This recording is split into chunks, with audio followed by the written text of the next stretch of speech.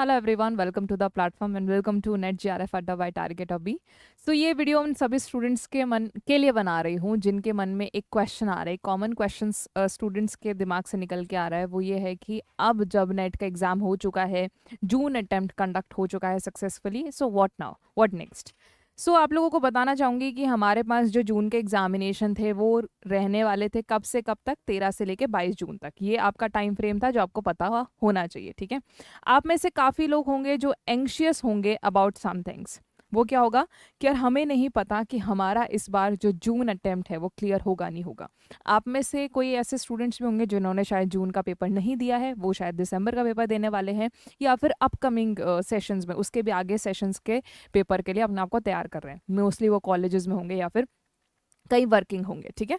सो ये वीडियो मैं सभी टाइप के लर्नर्स के लिए बना रही हूँ। सबसे पहले मैं बात करना चाहूँगी जिनका एग्जामिनेशन जून में हो गया है, मतलब जून का अटेम्प्ट उन्होंने दिया है। आप सभी लोगों को टेंशन हो रही होगी, एज वेल एज एंग्जाइटी हो रही होगी दो तीन चीज़ों की, कि यार हमारे पास में जो हमारी रिस्पॉन्स शीट है वो कब आएगी, ठीक है। रिस्पॉन्स शीट की, तो रिस्पॉन्स शीट की मैं स्टूडेंट्स आप लोगों को बात बता दूं कि रिस्पॉन्स शीट आप लोगों के अराउंड 30 जून पर आप लोगों को देखने को मिलेगी, ठीक है। 22 जून का आपका लास्ट एग्जामिनेशन था, 7 से 8 दिन, मैक्सिमम 10 या मैक्सिमम 12 दिन आप लोगों को देखने को मिलते हैं, एनटीए को लगते हैं आपकी रिस्पॉन्स शीट आउट करने के लिए। सो 30 जून एक आइडिया दे रही हूँ, टेंटेटिव आइडिया, तब आप लोगों की रिस्पॉन्स शीट आउट होगी। उसके बाद में रिस्पॉन्स शीट के साथ साथ में आप लोगों के प्रोविजनल आंसर की भी तभी आएंगी, प्रोविजनल आंसर की, ठीक है। सो एक साथ आप लोगों की दोनों चीज़ें आ जाएंगी। तो उस टाइम पे आप लोगों को मौका दिया जाएगा किसी भी क्वेश्चन के ऊपर ऑब्जेक्शन करने के लिए, अगर आप अग्री नहीं करते एनटीए के साथ में कि हमें नहीं लगता भाई इसी आंसर है, हमें लगता है भी आंसर है, ठीक है। सो आप लोगों को डेफिनेटली 3 से 4 दिन की विंडो दी जाएगी जिसमें आप लोग ये करेक्शन करवा सकते हैं। उसके बाद में आती है आप लोगों के फाइनल आंसर की, और फाइनल आंसर की का जो आइडिया रहने वाला है वो जून के बाद आता है अपना जुलाई, तो 10 जुलाई के आसपास रहने वाला है, ठीक है। 10 जुलाई के आसपास रहने वाला है फाइनल आंसर की के तकरीबन 15 दिन बाद में, ठीक है, आप लोगों का रिजल्ट देखने को मिलता है। सो फाइनल रिजल्ट आपको देखने को मिलेगा कितने टाइम पे, ठीक है, अराउंड, अगेन टेंटेटिव आइडिया दे रही हूँ, ये नंबर्स आगे पीछे हो सकते हैं थोड़े बहुत, लेकिन जो आइडिया जनरेट करा गया है वो प्रीवियस ट्रेंड्स को देख के बनाया गया है जो एनटीए ने अभी तक रखा है अपना, ठीक है। सो 25 जुलाई के आसपास आप लोगों का रिजल्ट आने की संभावना है, ठीक है। इससे 2-4 दिन पहले भी आ सकता है और इसके 2-4 दिन बाद में भी आ सकता है। एक टेंटेटिव आइडिया आप लोगों को मिल गया। सो इस हिसाब से आप अपना माइंड प्रिपेयर कर सकते हैं कि ठीक है यार 25 जुलाई तक तो मेरा रिजल्ट आएगा। लेकिन अगर आप इस टाइम को, मान लीजिए 25 जुलाई को आपका पेपर आया, मतलब रिजल्ट आया और आपका क्लियर हो गया एग्जामिनेशन, ठीक है, तो उसके बाद में क्या करना है वो चीज़ भी आपको सोचनी पड़ेगी। तो उसके बाद की बात भी बता देते हैं कि अगर आपका इस बार पेपर क्लियर होता है, ठीक है, अगर आपका पेपर क्लियर होता है तो पेपर क्लियर के दो सिनारियो होते हैं, या तो होंगे आप नेट वाले या फिर आप होंगे नेट प्लस जेआरएफ वाले, ठीक है। सो अगर आप नेट प्लस जेआरएफ वो क्रीम स्टूडेंट्स हैं जो कि टॉप कैटेगरी वाले हैं, तो आप डेफिनेटली पीएचडी की तैयारी करना चाह रहे होंगे। सो आपको क्या करना है, उसके बाद में पीएचडी के जो जो वो रहती हैं, सीट्स रहती हैं, कौन कौन पीएचडी के इनविटेशंस निकाल रहा है, एप्लीकेशन फॉर्म्स निकाल रहे हैं, आपको उसके ऊपर अपनी जानकारी रखनी है, ठीक है।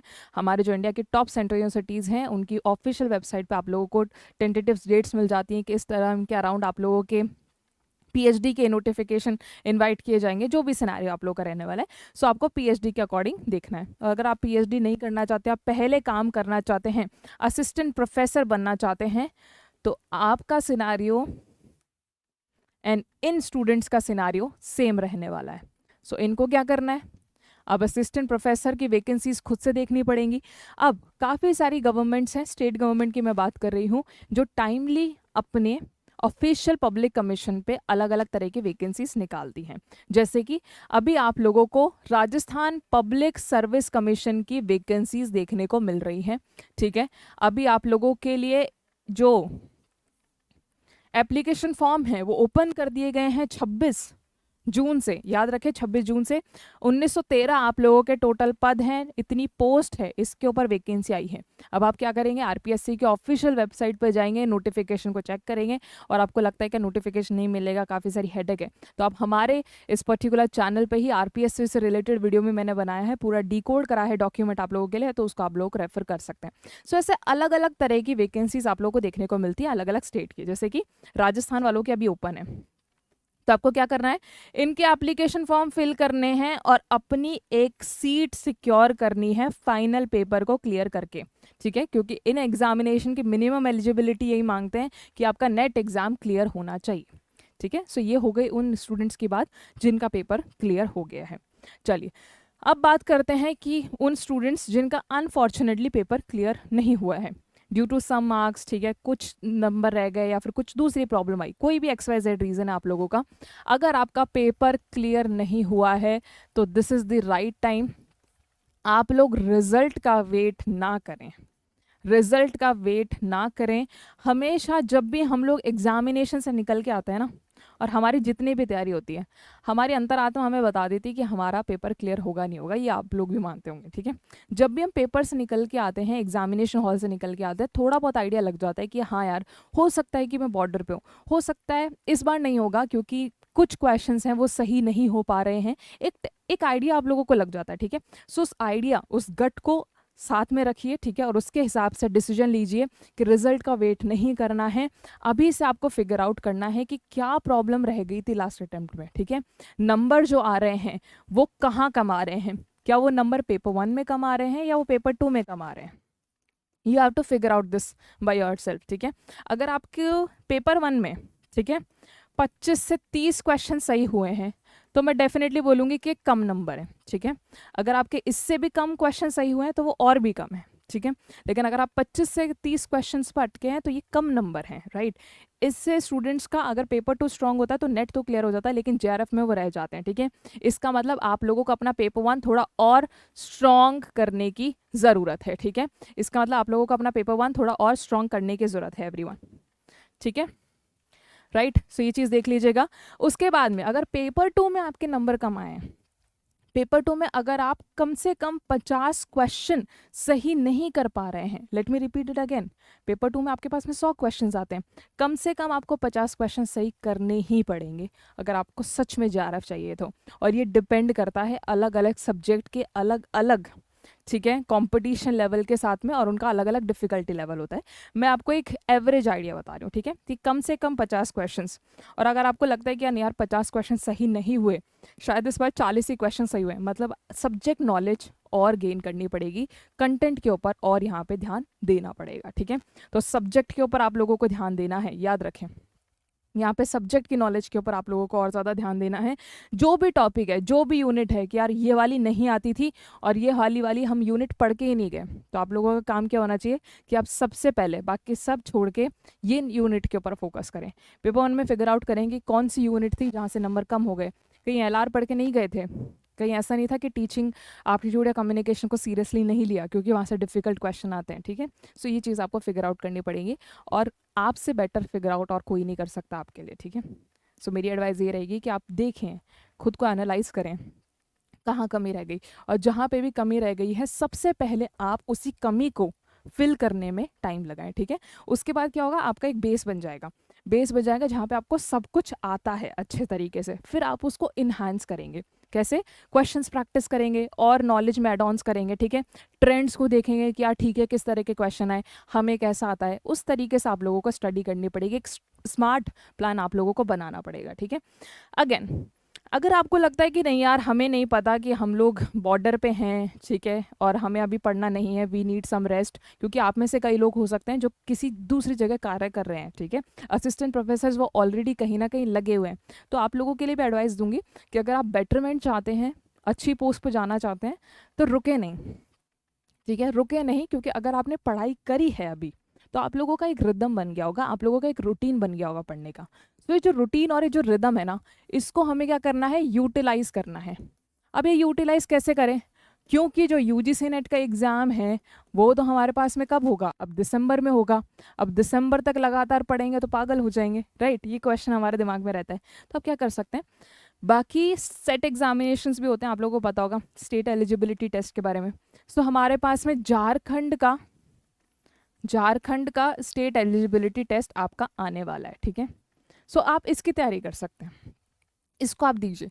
यूजीसी नेट भी क्लियर कर लिया, एक आध सेट भी क्लियर कर लिया, तो कॉन्फिडेंस बहुत नेक्स्ट लेवल आपको आएगा, और जो सेल्फ एस्टीम बूस्ट होगा ना कि हाँ यार हम लोग कर सकते हैं, हमारी सब्जेक्ट नॉलेज सच में अच्छी है और we are better than rest of the people, ठीक है। तो ये कॉन्फिडेंस आप लोगों को डेफिनेटली सक्सेस दिलाएगा ही दिलाएगा। इसके साथ में जैसे अभी मैंने कहा आरपीएससी की वैकेंसी आई है, तो आप आरपीएससी के फॉर्म भरें फिर, ठीक है। आरपीएससी की तैयारी करें, उसके असिस्टेंट प्रोफेसर में जो जो चीज़ें आ रही हैं आप अपना सिलेबस देखें कि उसका सिलेबस और यूजीसी नेट में आपने जो लोगों ने जो भी पढ़ा था उसके सिलेबस में कितनी चीज़ें मैच कर रही हैं। अगर कुछ चीज़ें एक्स्ट्रा है तो टाइम निकाल के उसको पढ़ें। ऑन टोटल कहने का मतलब यह है कि जो भी टाइम आपके हाथ में है अभी, ठीक है, उसको ज़ाया ना होने दें। अगर आपने एक रिदम बनाई है, एक रूटीन बनाया है, तो उसको यूटिलाइज करें।